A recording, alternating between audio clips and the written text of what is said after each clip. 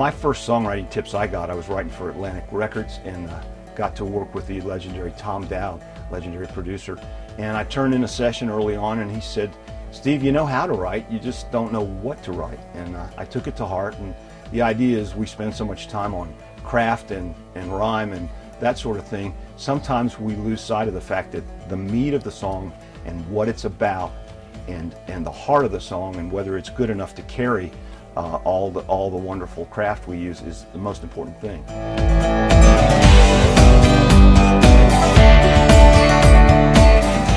I think a great idea is to imagine that you've just finished a song. You're starting a song, but you imagine that you finished it and it's the best song it could ever be. You've written it to the nines. And then you got to ask yourself 3 questions. If you're not an artist, who's going to want to say that? And then you've got to ask yourself, once it's a record, who's going to want to hear it? What's the nature of the audience? What's their demographic? What's their age? And then the third important thing is, how many times a day are they going to want to hear it? Because it's a message that if it's going to be a hit song, is going to be heard over and over again. And once you answer those 3 questions before you write the song, it may change how you write the song.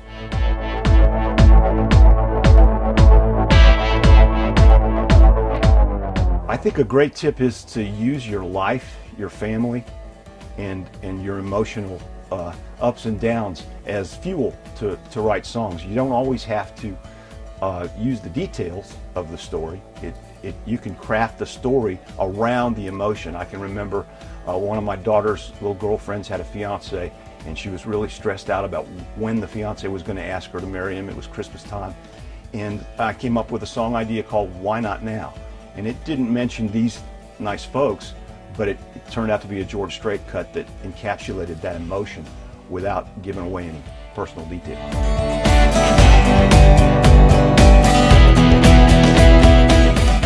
I would encourage everybody not to try to follow trends and to be clever.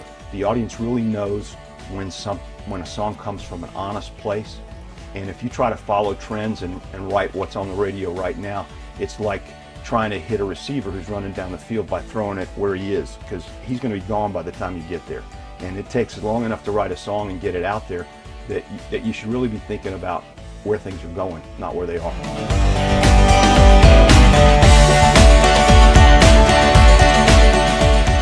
I encourage new writers to read novels, go to movies, and try to really experience the emotions that the stories create. Try to really imagine the characters, empathize with the characters, and imagine the outcomes and the triumphs, and then create an internal dialogue in yourself and say, how would I react if I were in this situation? Be surprised at the little phrases and the little emotional content that you come up with by using films and novels and those sorts of resources.